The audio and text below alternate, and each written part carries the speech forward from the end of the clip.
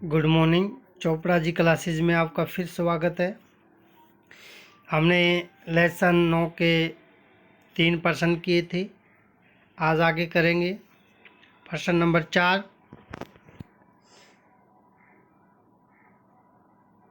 कहानी के अंत में नन्ही चिड़िया का सेठ के नौकर के पंजे से भाग निकलने की बात पढ़कर तुम्हें कैसा लगा?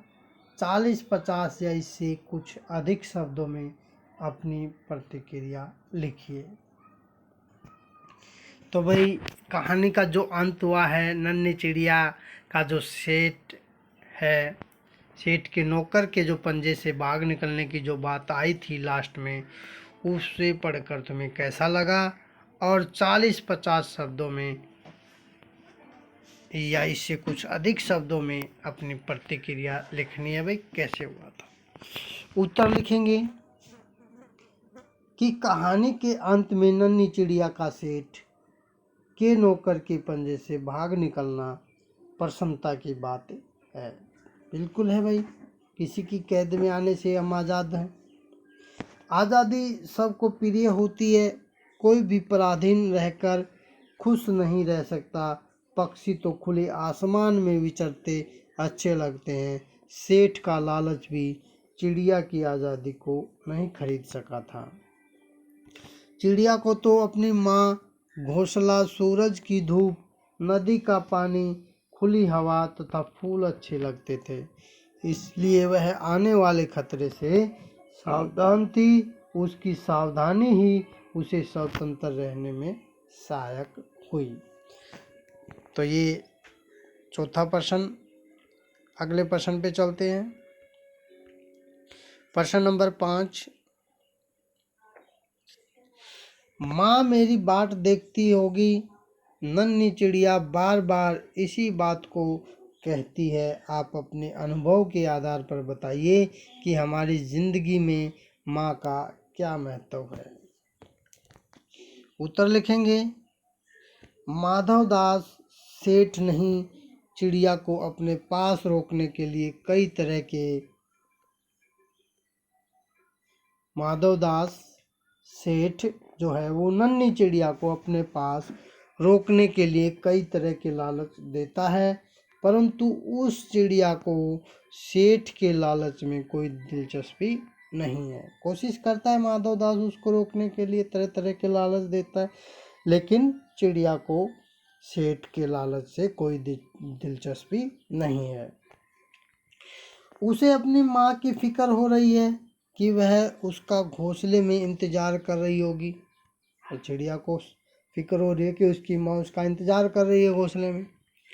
पशु पक्षी हो या मनुष्य, सभी को अपनी माँ बहुत प्रिय होती है। चाहे पशु हो या पक्षी हो या कोई मनुष्य हो, सबको अपनी माँ प्यारी लगती है।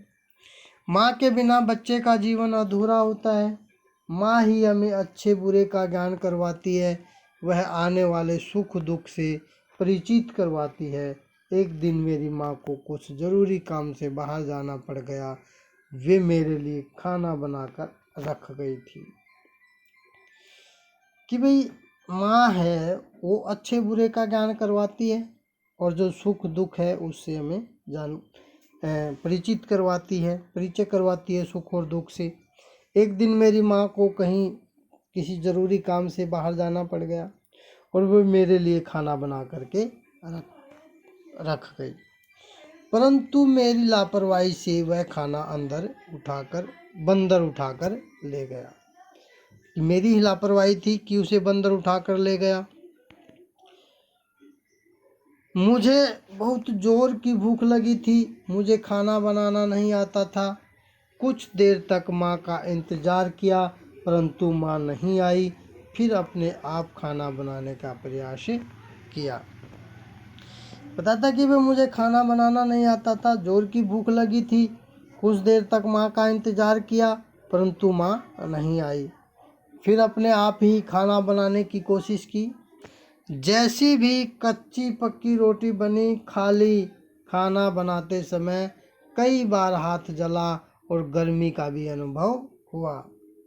उस दिन मुझे अनुभव हुआ कि माँ हमारे लिए गरम गरम खाना बनाते समय कितनी बार अपना हाथ जलाती होगी। कहते कि हमारे लिए गरम गरम खाना बनाने के लिए कितनी बार माँ का हाथ जला होगा। माँ के आते ही मैं अपनी माँ से चिपक गई। जैसे ही मेरी माँ आई मैं अपनी माँ के साथ चिपक गई। मैंने मन ही मन अपने आप से वायदा किया कि आगे से माँ के साथ काम करवाया करूँगी और कोई लापरवाही नहीं करूँगी। तो फिर मैंने अपनी माँ से अपने आप से वादा किया कि भी आगे जब भी काम होगा मैं माँ के साथ काम करवाऊँगी और कोई भी लापरवाही नहीं करूँगी। अगले प्रश्न पे चलते हैं। इस कहानी का कोई और शीर्षक देना हो तो आप क्या देना चाहेंगे और क्यों? उत्तर लिखेंगे कि चिड़िया की बच्ची के अतिरिक्त इस कहानी का अन्य शीर्षक नादान चिड़िया भी दे सकते हैं। चिड़िया की बच्ची को नादान चिड़िया इसलिए कहा गया है क्योंकि उसे दुनियादारी की कोई समझ नहीं है। वह दुनिया के छल कपट से दूर है। माधव दास उसे कई तरह के लालच देता है परंतु उसे अपनी माँ के अतिरिक्त कुछ नहीं चाहिए। उसे खुला आसमान पसंद है, प्रकृति की वह सारी चीज़ें पसंद हैं जो आज़ाद रूप से उसे मिलती हैं। उसे सोना चांदी हीरे मोती से कुछ लेना देना नहीं है। उसने तो इन चीज़ों की समझ है और न ही उसे चाहिए। वह तो अपनी दुनिया में खुश है। उसे सेठ की दुनिया से कोई मतलब नहीं है, इसलिए उसे नादान चिड़िया कहा गया है।